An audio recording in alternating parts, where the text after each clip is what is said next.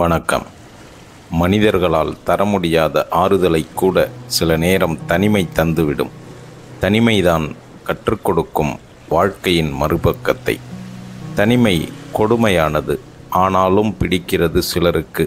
காரணம், அங்கு காயப்படுத்த யாரும் இல்லை என்பதால்.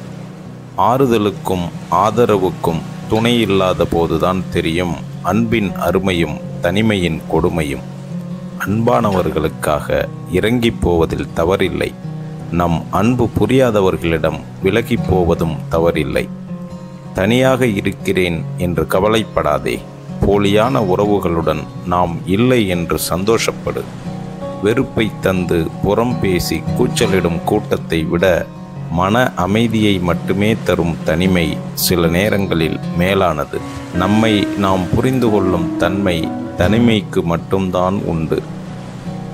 தனித்து நிற்கும் போதுதான் தெரிகிறது தனிமை மட்டும்தான் நிஜம் என்று. தனிமையை சிலர் தேர்ந்தெடுப்பதில்லை. இருந்தாலும் வேண்டியவர்கள் சிலர் தனிமை என்னும் பரிசளிக்கிறார்கள் அவர்களுக்கு. உனக்கு நான், எனக்கு நீ என்பது அன்பின் வரிகள். யாருக்காகவும் யாரும் இல்லை என்பது அனுபவத்தின் வரிகள். வாழ்க்கையில் ஆசைகள் அனைத்தும் நிராசைகள் ஆகும்போது ஆதரவாய் வந்து ஆறுதல் சொல்கிறது தனிமை. சுற்றி 1000 உறவுகள் இருந்தாலும் நம்பி ஏமாந்த மனதுக்கு ஆறுதல் தனிமைதான். தனியாய் நின்று ஜெயிப்பவனை விட அதிக சக்தி வாய்ந்தவன் உலகில் எங்கும் கிடையாது. தனிமை என்னும் போதை வேண்டாமே நமக்கு.